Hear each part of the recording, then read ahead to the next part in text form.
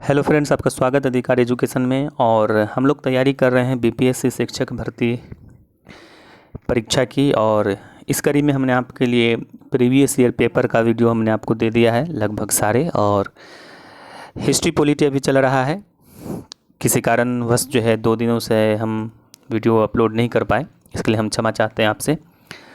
और इसी कड़ी में हम आपके साथ आज इस वीडियो में है क्लास 9th जो कि बिहार बोर्ड का हिस्ट्री की बुक है, उसका ये 7वां चैप्टर है, शांति के प्रयास। अब हम थोड़ा कोशिश करेंगे कि जल्दी जल्दी आपको पूरा प्रोवाइड कर दे सारा वीडियो, ताकि आपकी तैयारी में एक धार आ सके। तो चलिए, आप अगर चैनल को अभी तक सब्सक्राइब नहीं किए तो चैनल को सब्सक्राइब कर लीजिए। और चलिए हम शुरू करते हैं।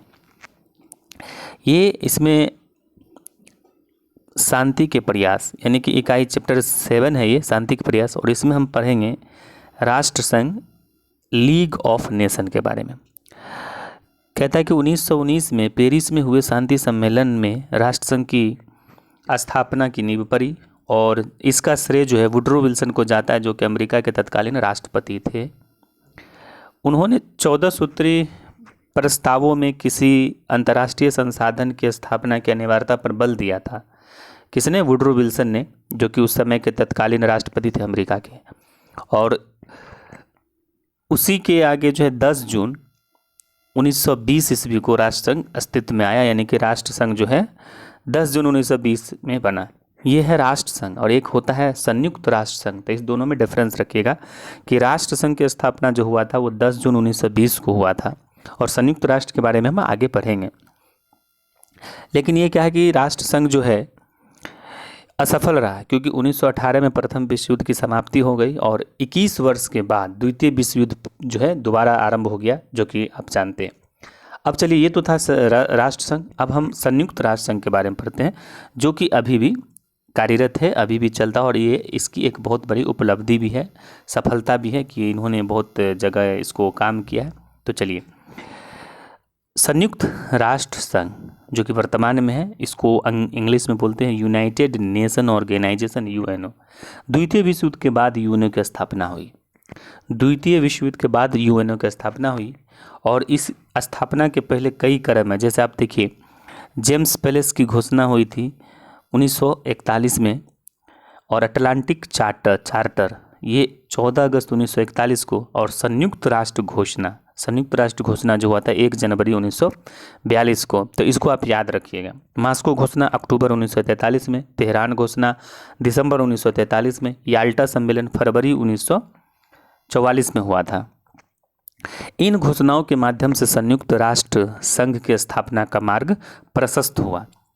अब देखिए, 1944 ईस्वी में संयुक्त राज्य अमेरिका के वाशिंगटन डीसी में स्थित डॉब्स्टन ओक्स नामक स्थान पर बैठक हुआ था। 1944 में संयुक्त राज्य अमेरिका के वाशिंगटन में डीसी में डॉब्स्टन ओक्स नामक स्थान पर बैठक हुआ था। और ऐसे अंतर्राष्ट्रीय संगठन की यहाँ कल्पना की गई थी वाशिंगटन में।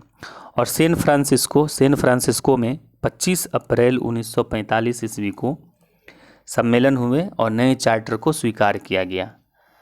26 जून 1945 ईस्वी को भारत सहित 50 राष्ट्रों के प्रतिनिधि ने इस पर हस्ताक्षर किया। यानी कि संयुक्त राष्ट्र संघ में जो भारत जो है संस्थापक सदस्य है।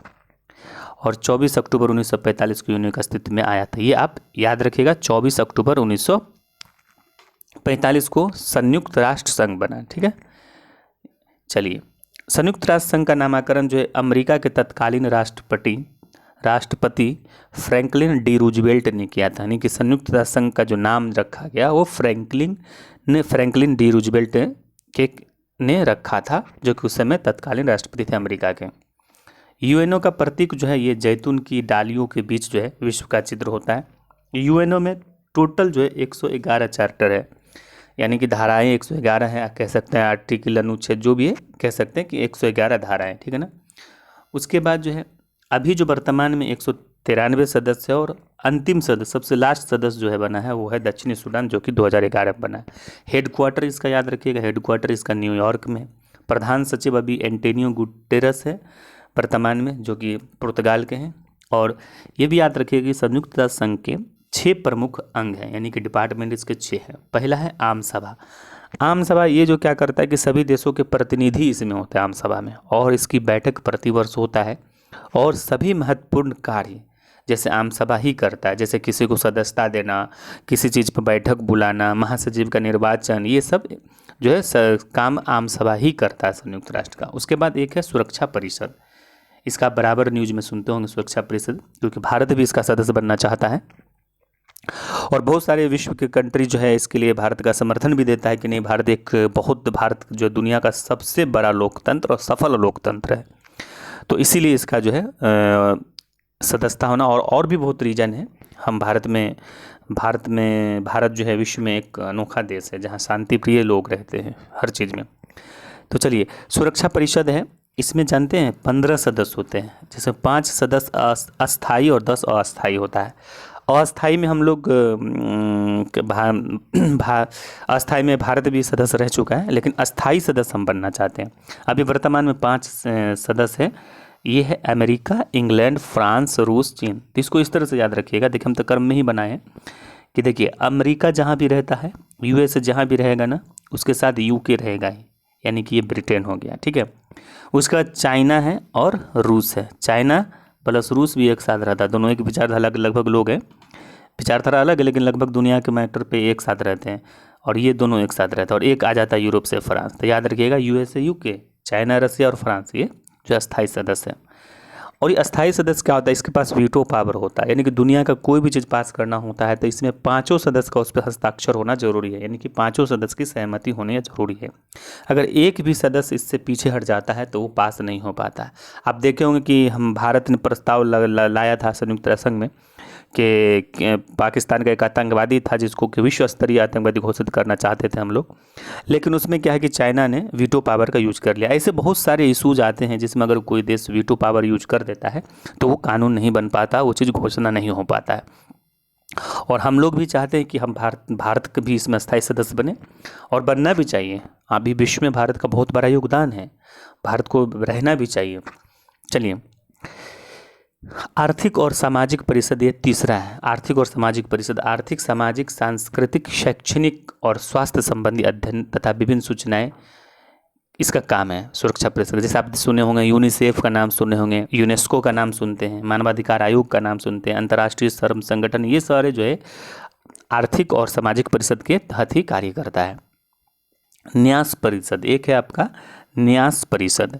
न्यास परिषद का क्या कार्य है, न्यास परिषद ये क्या करता है कि जहाँ अभी तक स्वायत्त शासन नहीं है वहाँ के निवासियों की रक्षा के कार्य करता है न्यास परिषद। उसके बाद अंतर्राष्ट्रीय न्यायालय है, याद रखिएगा इसका मुख्यालय हेग, नीदरलैंड में, और ये अंतर्राष्ट्रीय विवादों का निर्णय सुनाता है।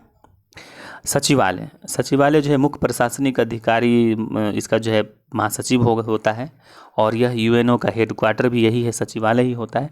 यूएनओ में 6 भाषाएं को मान्यता प्राप्त है, याद रखिएगा 6 भाषा कौन कौन है, अंग्रेजी है, फ्रेंच है, चीनी है, रूस है, अरबी है, स्पेनिश है। और प्रथम महासचिव जो इसके थे ये थे ट्रिग वैली, याद रखिएगा, और वर्तमान में हम पहले ही बताएं एंटोनियो गुटेरेस है, ठीक है। तो ये वीडियो कंप्लीट होता है, हम नेक्स्ट वीडियो में फिर हम आपको मिलेंगे, और आपको कैसा लगा ये वीडियो मुझे ज़रूर बताएंगे, और चैनल को अपने सब्सक्राइब नहीं किया तो सब्सक्राइब कर लीजिए। वीडियो देखने के लिए बहुत बहुत धन्यवाद।